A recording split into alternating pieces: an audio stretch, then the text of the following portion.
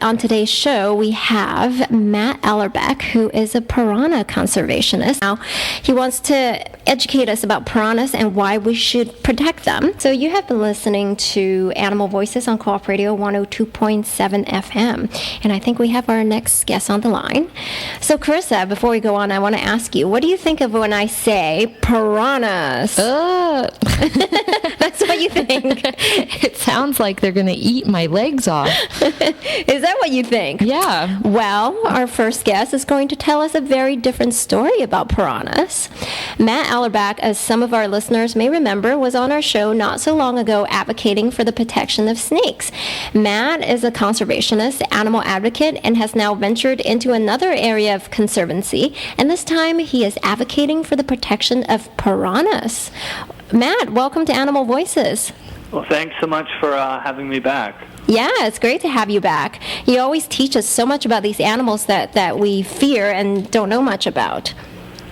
Absolutely, and that's something that has always really been important to me, sort of advocating for, some of the animals that don't usually get attention, or the attention that they do get is very, very negative. Yeah. So, we've heard all about piranhas, mostly in horror movies, and I don't think many people have ever seen piranhas in the wild. I certainly haven't. So, for starters, can you tell us where in the world do they live? Piranhas are found in rivers and waterways throughout the tropical portions of South America. Okay.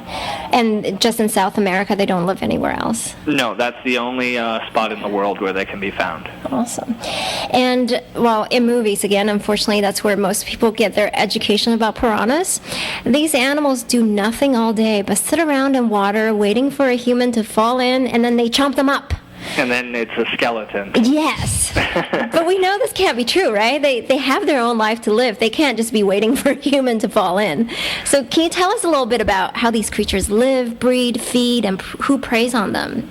Yeah, piranhas are very shy creatures and spend a lot of their times in loosely organized schools, depending on the species, and that's more for protection, not for hunting. So they group together because they're actually scared of other animals, and there's so much about them that we don't know because they are very secretive. A lot of their breeding habits are unknown, but what we do know about them is that despite their image as these carnivorous, murderous fish, their diets are more complex. A lot of piranhas are largely vegetarians, in fact. Only a small number of species have ever been involved in incidents with attacks on humans, and those have had very specific circumstances leading up to them. As you said, it's not like they wait around all day waiting for people to bite, and they do have a number of different predators throughout their habitats, such as river otters, dolphins, and caimans, which are kind of crocodilians. So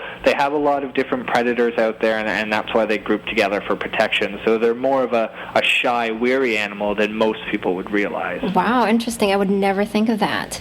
How big are they, anyway? Well, that depends on the species. Most piranhas range between 7 to 11 inches long.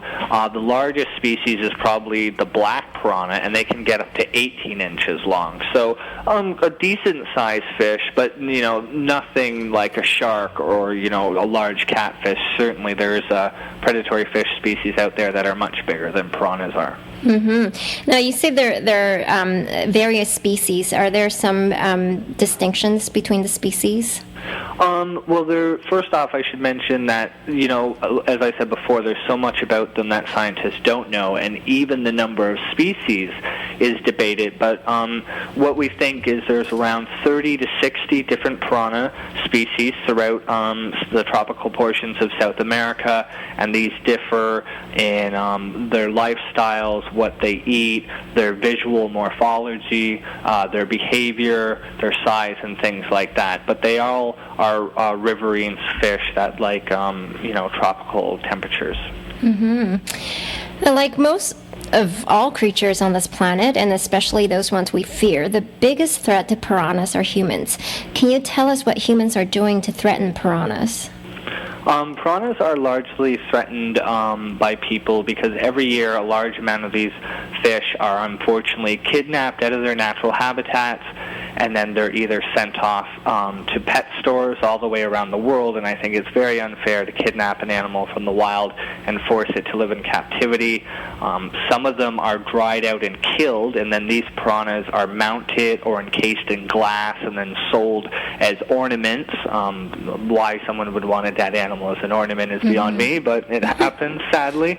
Some of them are sent off to food markets. So they're kidnapped from their homes and then killed or exploited in various ways. And people eat them, you said? Yeah, they are largely caught in different fish traps and gills net, and sometimes just hook and line for food. And other people, like people who go sport hunting, do just like to fish for them for, the gimmick of it all. Because, again, people think they're scary, then they get this idea in their head that, whatever, it makes them a man, or whatever mentality is going on where they want to go out and then hunt these perceived dangerous animals. So what's the scale of, say, the pet trade and mounting them as ornaments? Is that do we kill a lot of them for those purposes? A lot of them are killed, yes. The exact figures, are hard to come by. Again, there's so very little we know, and I think that makes their protection even that more valid. If we don't know exactly what we're doing, then we really shouldn't be going out and doing it. Not that we should be exploiting animals anyway, but the opposition for these things that I hear time and time again through certain conservationists is all these practices are regulated and it's sustainable, which I don't buy anyway in all other cases. But even more concerning is this time we don't even know what the numbers are. So, what right do people have to go into nature and just pillage it and take what they want and really have no idea what sort of serious consequences they could be causing? Now, are they endangered or threatened in any way? They're not listed on any official list as a threatened or endangered species, but again, from an animal rights standpoint, I think the large amount of exploitation and cruelty they receive, like just to go out and hunt something because you think is dangerous, is very cruel to me. Nothing deserves to be killed just because we have these ideas about them, and certainly nothing deserves to be kidnapped and then thrown in a glass box and or killed just so we can make a tacky ornament out of it. So I think, from an animal rights standpoint, the issues that piranhas face are very, very cruel, and that's why I'm so passionate about standing up for them. Do we import a lot of piranhas in Canada or in the U.S.? Well, just from where I live, and I live in a fair-sized city in Kingston, Ontario. We have about 4 or 5 pet stores in the region, and all of them carry piranhas.